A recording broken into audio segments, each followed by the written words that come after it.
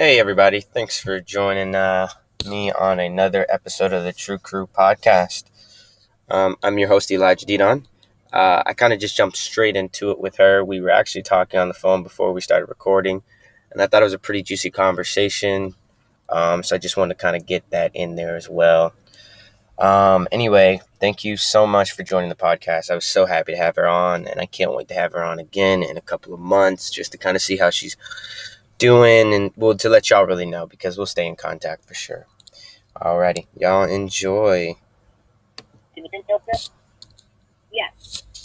Okay. That's horrible. That is horrible. Yeah. What is it? I don't know if you ever looked up anything on them, but the way Hillary Clinton got into her position is just the worst. I can imagine.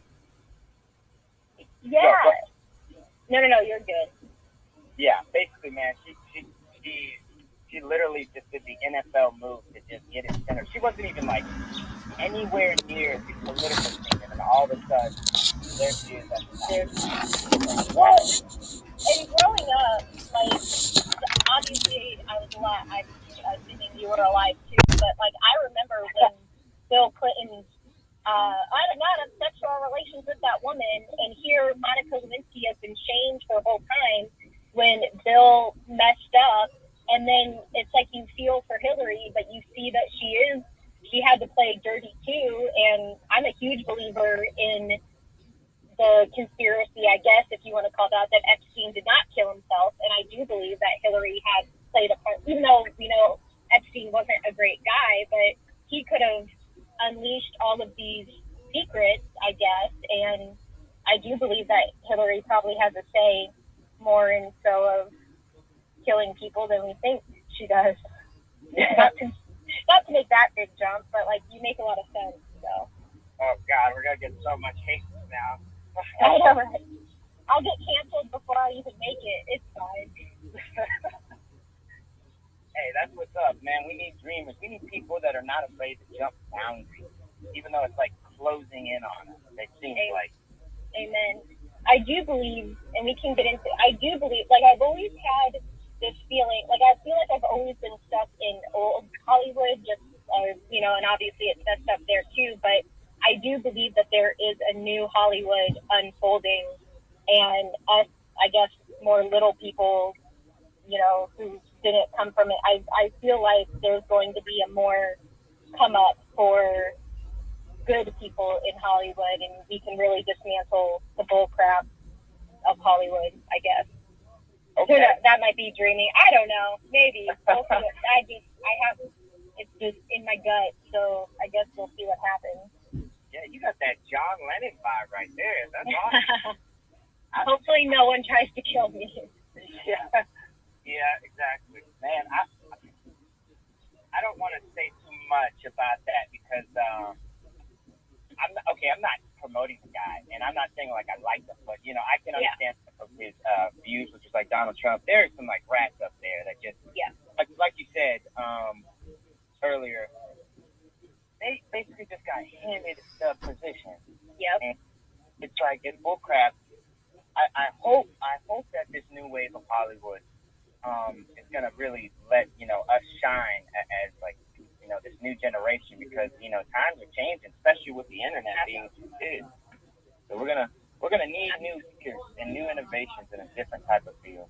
Absolutely, and same. I didn't vote for Trump. I do think he's obviously a shady character in and of himself. However, I could watch his interviews. He knows how to talk to the people. He knows does have a sense of charm to him, and so it is easy for me to see why people have jumped on board to support him. However, I'm currently in Indiana at my parents' house, and just the amount of Trump flags everywhere, and then you see Biden sex flags, and nowhere have I seen Biden supporters bash Trump the same way Trump supporters bash Biden. And even though, don't even get me, Biden, it's messed up on both sides. And I think I'm finally, at least for myself, I'm finally waking up into seeing that none of them, minus maybe Bernie Sanders, actually cares about the people. They've always just cared about themselves. Yeah, exactly. And the most difficult part about all that is like, people are two-faced, so they can act a certain way in front of you, and it's like, oh, well, how are you really?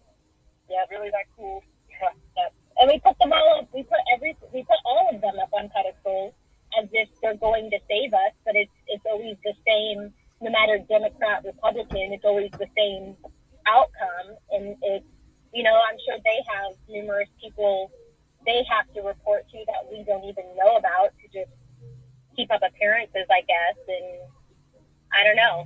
I hope that we can just uncover all the bull crap, I guess. Yeah, for real. I really do hope times get better. I think they will.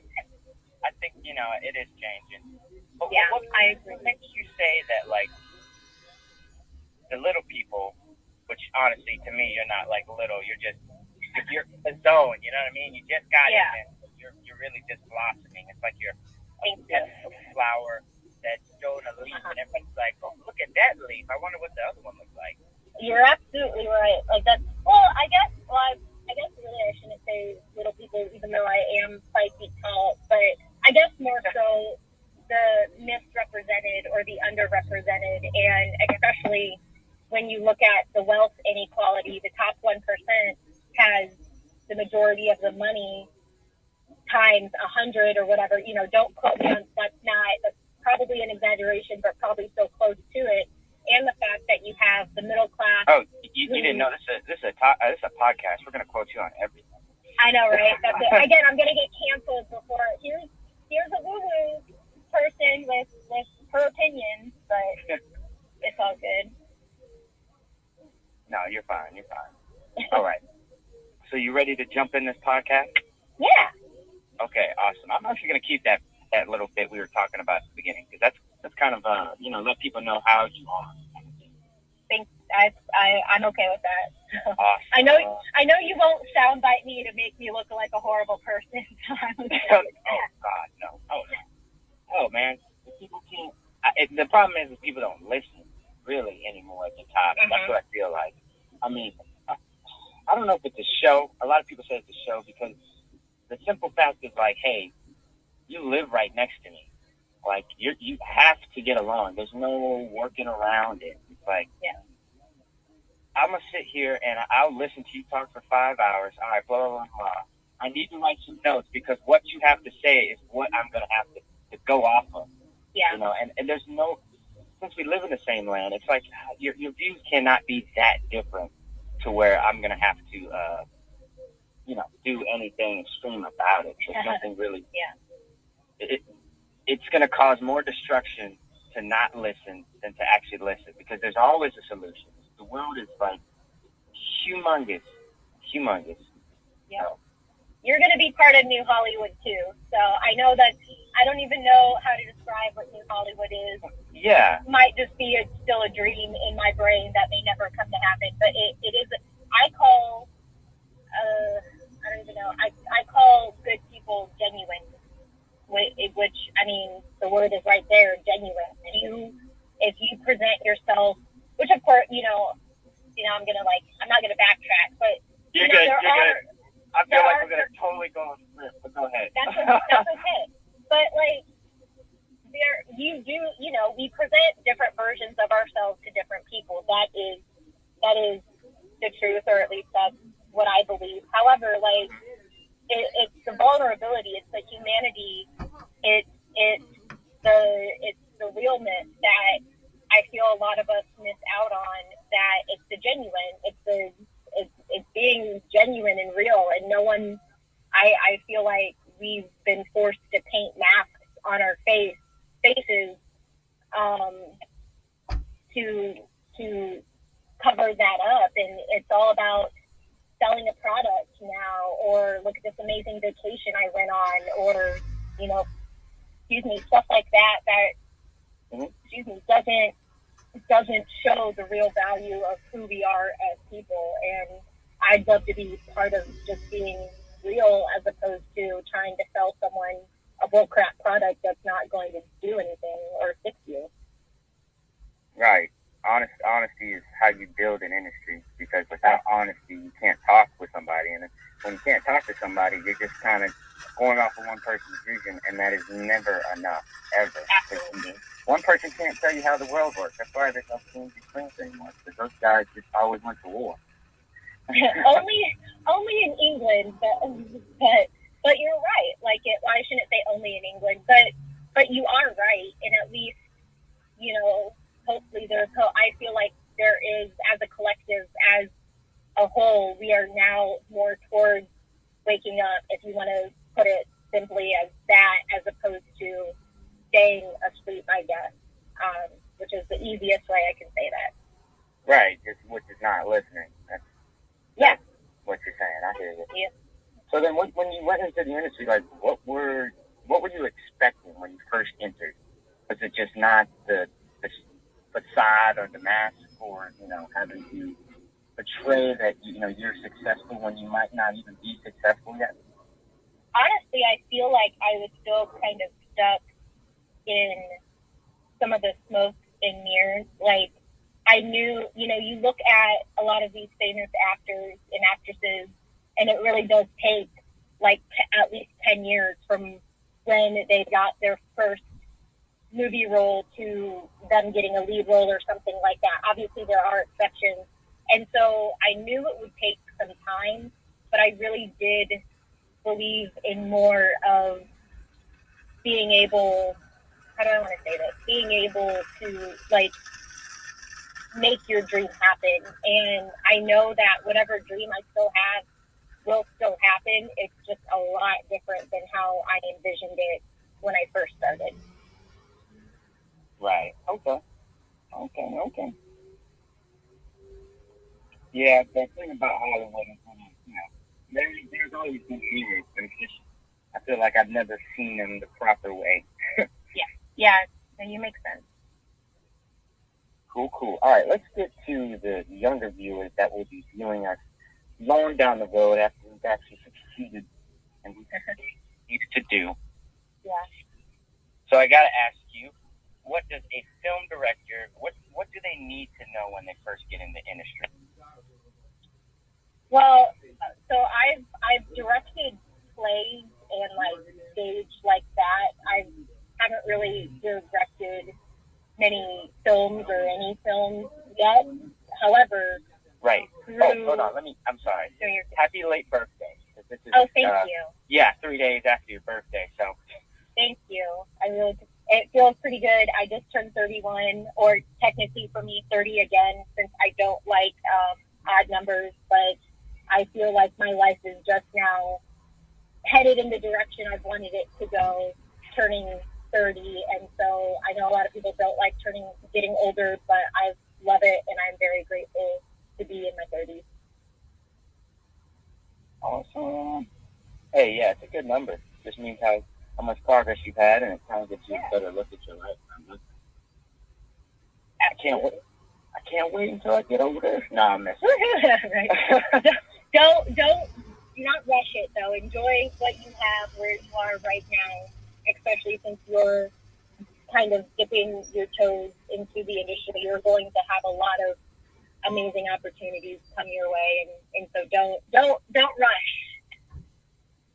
Don't rush. Okay. Yeah. Yeah, I'm trying to keep a slow, steady pace. That's for sure. I'm working on like. I'm rushing. Well, I'm not rushing it, but I am trying to get the PA jobs as much as I can, and I literally just finally lengthened my resume, so yeah, see what comes in on that. Good. You never know. As long as you're willing to work and willing to learn, and you find good, right people, I guess, you know, it really will all work out. It's amazing to see. Hollywood really isn't. I'll say Hollywood, but of course, you know, Atlanta market, Chicago market, New York market. I can only really speak for Los Angeles market, but Hollywood is not as scary as they make it out to be, or as whatever you may believe. There really are some amazing opportunities, and if Hollywood wants you to succeed, or if you really want to succeed, no matter the struggles that you come across, you really will succeed and find the next thing to go to.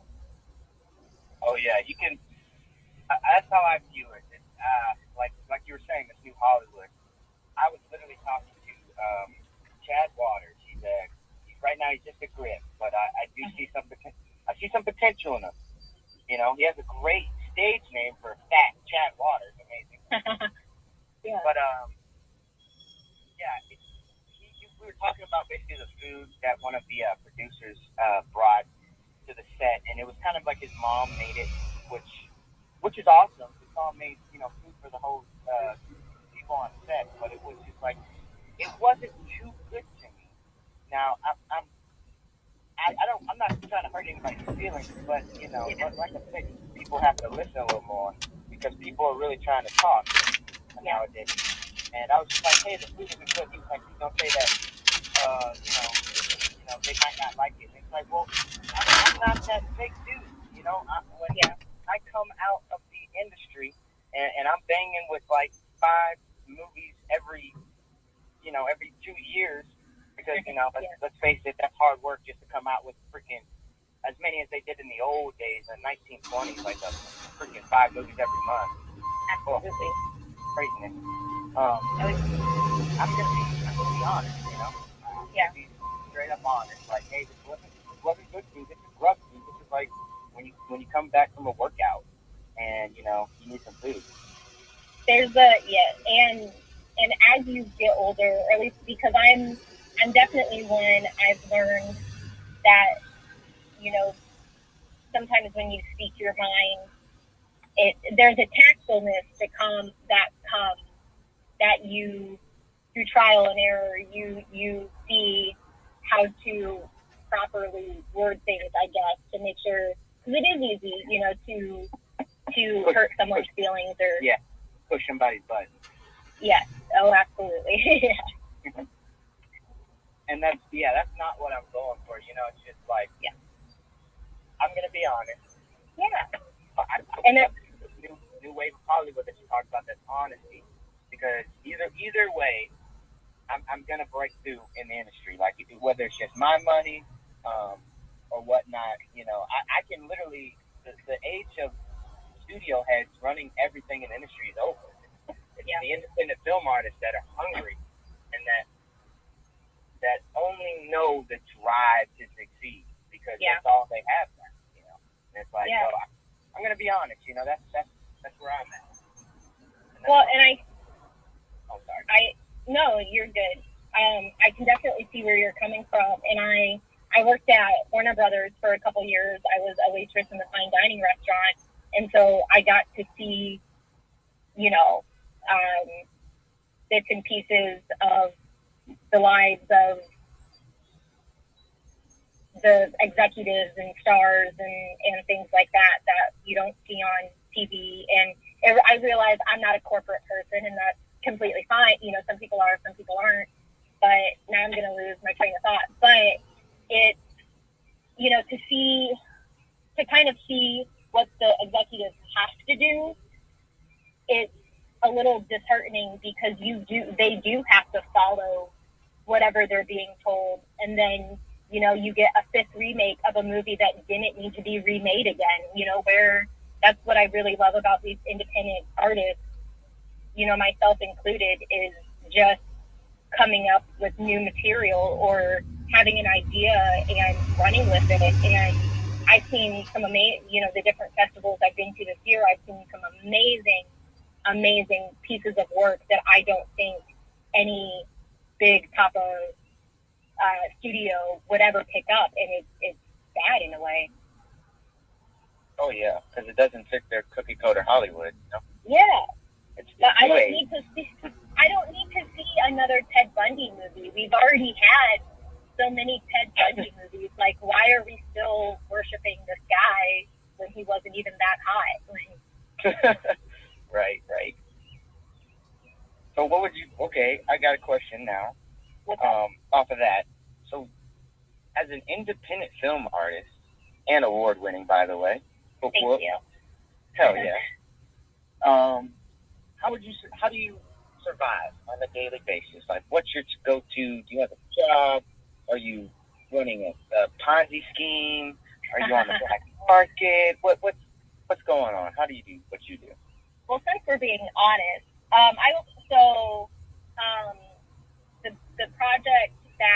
this project for Turtling that is viewer winning discretion awards. is advised. No.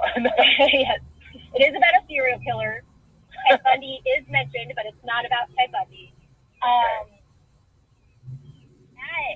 At that time, my friend and I wrote that in 2018, and we filmed it in 2019. And at that time, I was working a restaurant job, and then so with that restaurant job, I was tucking money away. I was also pet sitting, not officially, but I had a few friends that I was pet sit for. So all of that, any of that that I needed to survive, I was tucking away in a lovely red envelope that I kept hidden in my room. And so Returnaling was funded. You know, Chris and I, the other person who's in that short with me, the serial killer, right? Yes. He plays Butch, who's the serial killer. Okay. But okay. Well, I think that's a good amount of information for people to understand that. It really is. You know, I will say, I've lived in LA for 6 years now, and I feel like I'm just now finally breaking into the industry the way that I want to. However, that's more of myself holding myself back or telling myself, you know, there is a survival mode that does kick in for a lot of people, especially if you don't come from money or if you can't borrow money or, you know, you don't have your parents paying for things, which isn't, you know, anyone that does have their parents helping them out. That's amazing and that's great. And you know, there's absolutely nothing wrong with that. However, you know, there is a lot of survival that comes in when you're someone like myself who's essentially paid for all your things on your own, minus asking for help, you know, every so often. But Right. So then, follow-up question. Yeah. What do you think about people? Is it important to get into the studios and work with those type of jerks? I shouldn't say jerks because we know that there are some good people in the world and they have made it to the top through basically sheer hunger because, like you said, they didn't have anything. Their parents weren't educated in the right way to actually show them how to make money, and then some of them just can't even make money because you know they don't have the skill. So how would you like? Because those people are looking to get to the studios, I imagine. I mean, is it important to like kind of start off on your own and get in the studios, or is it just, hey, try to get in the studios even though they might be jerks, and then you go off on your own? Well, when I moved to LA, it took about a month for me to find a job, and so my very first job, once I moved to LA, was Warner Brothers. And I do believe it is necessary because you're right, they are not all jerks. I've met some amazing executives that I will not name, who were the sweetest people ever and were rooting for me. Oh, you gotta definitely shoot them a shout out if they were. It is definitely like name drop. I will say one of my favorite executives that treated me with the utmost respect, and he and I would actually have conversations when we could. You know, naturally I was working a job serving food, so it's not like I could have half an hour conversations with these people. But Paul Brusek is actually someone that I still think back fondly on, to not only how he treated me, but just the little bits of wisdom that he offered when he could, and just the tiny bit of support. That was way before I was still pretty much self-conscious, Midwest, no confidence, young adult at that time. So so he definitely was one. But I do think it's necessary because I have a colleague, I guess, or a friend or a peer is the best word, who at the same time that I was working in the fine dining, he was working next door at the commissary, and he worked his way up, and now he has his own graphic novel that's coming out. It's been recorded. He's just posted a picture of him with his own billboard in Las Vegas of that project. And so he did it. I left Warner Brothers just because I couldn't, I guess, as easily to, as vaguely to say, I couldn't handle it anymore. Just with some of the crap, I guess, that I personally witnessed, and they don't like whistleblowers or standing up for yourself or other people. And I don't know what I can say. I'll probably end up getting sued, but I really look up to him. His name is Hugo Maldonado, and I know I'm probably going to completely butcher the name of this project, but I believe it's Valerum or something like that. And it's amazing to see, knowing that I worked right beside this guy, and now he's got his own billboard for a project that he created. So it is possible, and I do think, even, go work at Universal, go work at the theme park, or go audition for the studio tour, things like that, or the same studio tour, not the same, but the studio tour at Warner Brothers, which I couldn't do any of those because I didn't have a California license, or I couldn't do the Warner Brothers ones because I didn't have a California license at the time. But Right. there's nothing wrong with working for the studios, so you can see for yourself if that's something you do like or you don't like. Okay. Yeah. Okay, so then starting off going there where you probably want to do that first, just so you won't spend all your money and be like, well, you know what, I actually don't like this.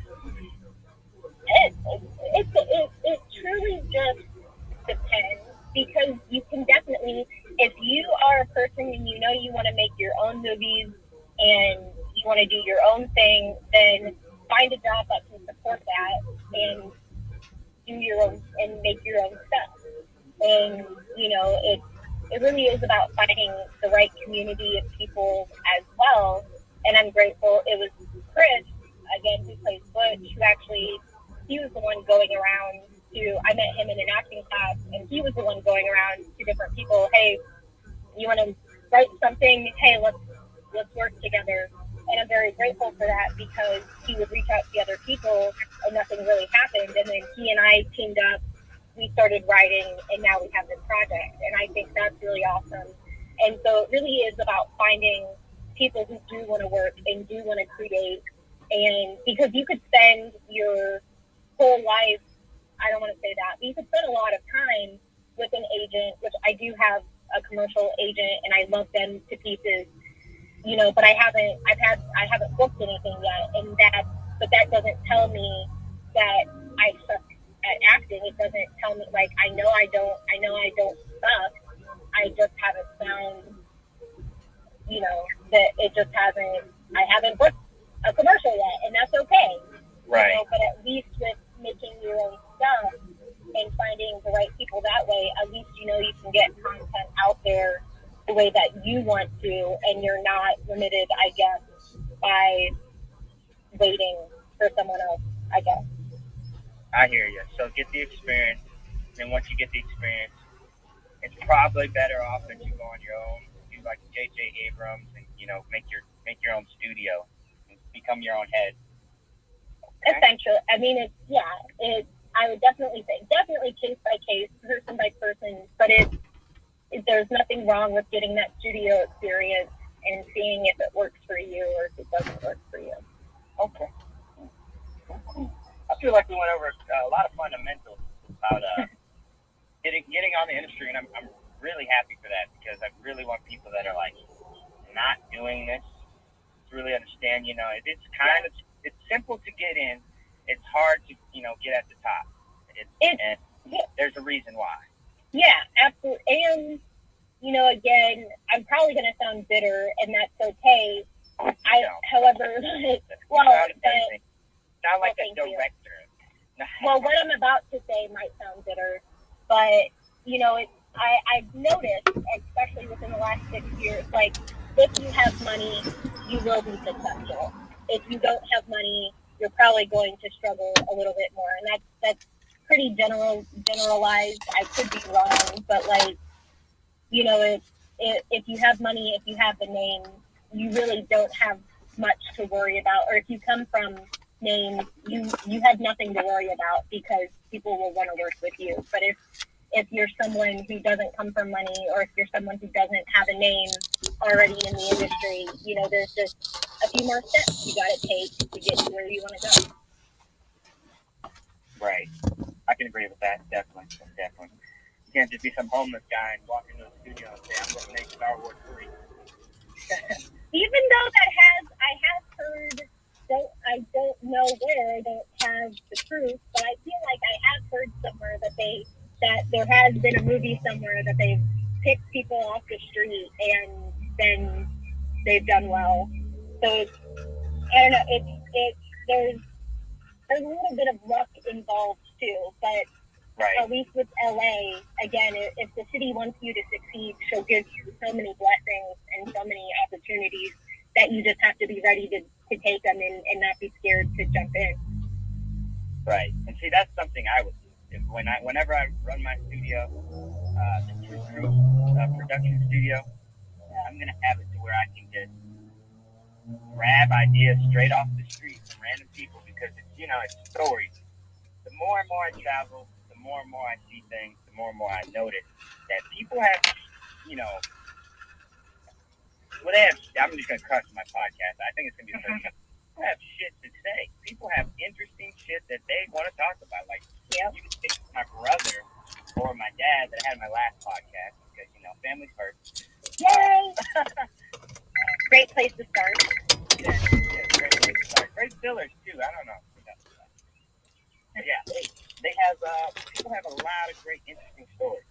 Yeah, and that's the thing. Again, I feel, no offense to the studios, I'm not probably going to blacklist myself, but I just feel like we tell the same stories over and over and over again, and there's so much more that there's just so much more out there that it doesn't hurt to just start talking to people. Right. We probably just gave these studios a $1 billion idea. Oh my God, what if we just pull people off the street and start asking them things? It wouldn't be the first time I've gotten paranoid that someone's stolen an idea from mine that I've just written on my phone, and my FBI guy must have sent it to them. So, right, your FBI guy. Dang it, Patriot Act.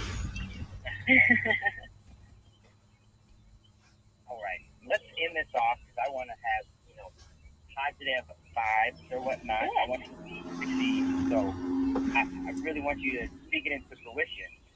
Where do you see yourself in 5 years, and how are you going to get there? That's a great question. So I too would like my own production company. I'm not sure how that's going to happen.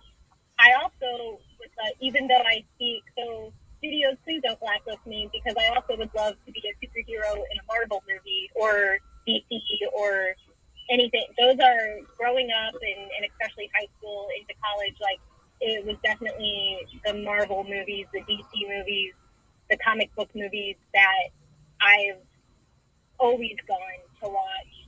And who knows if that'll happen.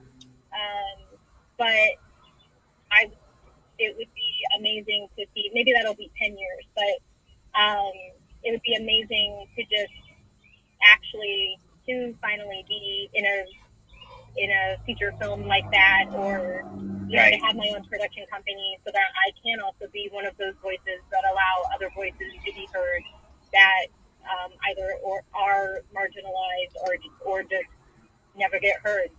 Mm-hmm. So I don't know how I'm going to get there, but I have a lot of hope and faith, which I know is not tangible, but I have a lot of hope and faith that LA has already blessed me this far, that I know whatever I want, I can achieve as long as I go after it. Right. Hey, you are a very talented actor, let me just say. Thank you, Elijah. At the Georgia Short Film Festival, I really didn't quite catch it, because there's this famous line. I don't know if it's like a Hollywood line. I forgot where I got it from. But when someone's acting good is when you step in the conversation and you have to ask them, are they actually on set? And really, it was just your acting was so great that when you won the award, when I was there, but you sadly were outside for it, which was fun. I was like, you didn't leave, no, you didn't leave. I was like, dang, you know what? I drew me into the story so well that I forgot. I forgot. I was like, okay, well, she's the lead actor. It's like, okay, because I was just thinking more about your director role, and you're gonna make it somewhere. Someday, somewhere, they're gonna call you up and be like, hey, we got this big feature film, about $100 million budget. We were hoping to get something for a casting interview. They're just gonna give you the job. And then I'll read the contract first and make sure I don't need to negotiate any better.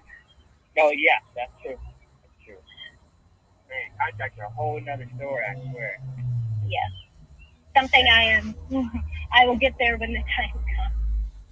Right. Dang. Okay, let's help, because I usually end these podcasts around 35 minutes. But I do want you to talk about a little bit about your inspiration, because that kind of touched my heart a little bit when you texted me. I actually posted on Instagram when you met your nan or your grandma. My Ema. Your Ema. Yeah. Go ahead and talk about her for a little bit. Yeah. So my grandma, who in November 2019, she was diagnosed with stage 4 ovarian cancer. And miraculously, she's still alive. There have been so many. She's in the hospital currently right now. She was admitted yesterday, I believe. But it's just been such an inspiration to. She's 91 years old, so she was 89 when she was diagnosed, and it's just crazy to see, how strong she is and how determined she is to keep fighting.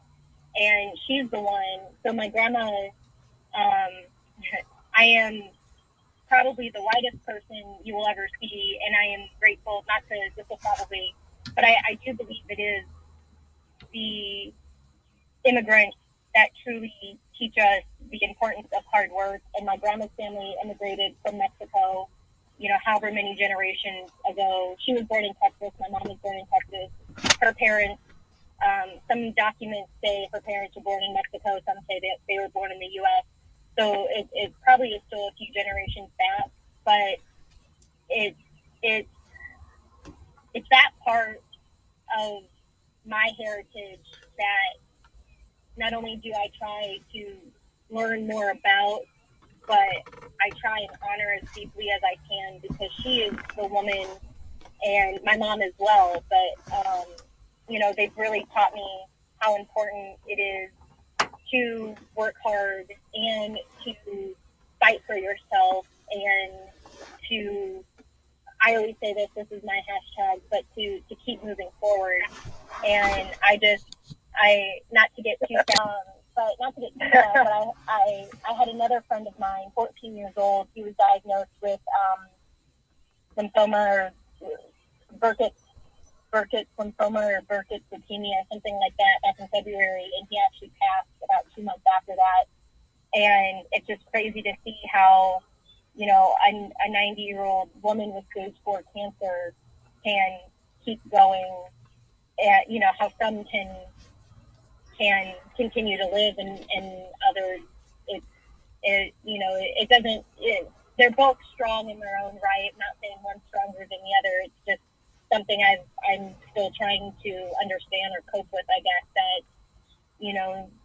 some people, I don't know. I'm not going to finish that thought, but it's really inspiring. I've seen, my grandma had major surgery last year, and I was home for that, and it's just crazy. You ask her if she wants help, and she just gets up and does it herself, and it's just, I aspire to just continue to hold on to an ounce of independence that my grandma has taught me and has shown me. So. I'm glad to hear that. Yeah, stuff like that could really help a person out and get through what they need to get through. Yeah. Which I'm glad you got through this podcast with me. Thank you so much, Elijah, for having me. I am just grateful that we met, and I'm so excited to see where your journey takes you, and that is with 100% honesty. I know that you will also go far and do amazing, great things. Thank you so much. Yep. Well, the True Crew is happy to have and have seen and met you on the podcast. We plan to definitely contact you later. All right, everybody. I'll catch y'all later.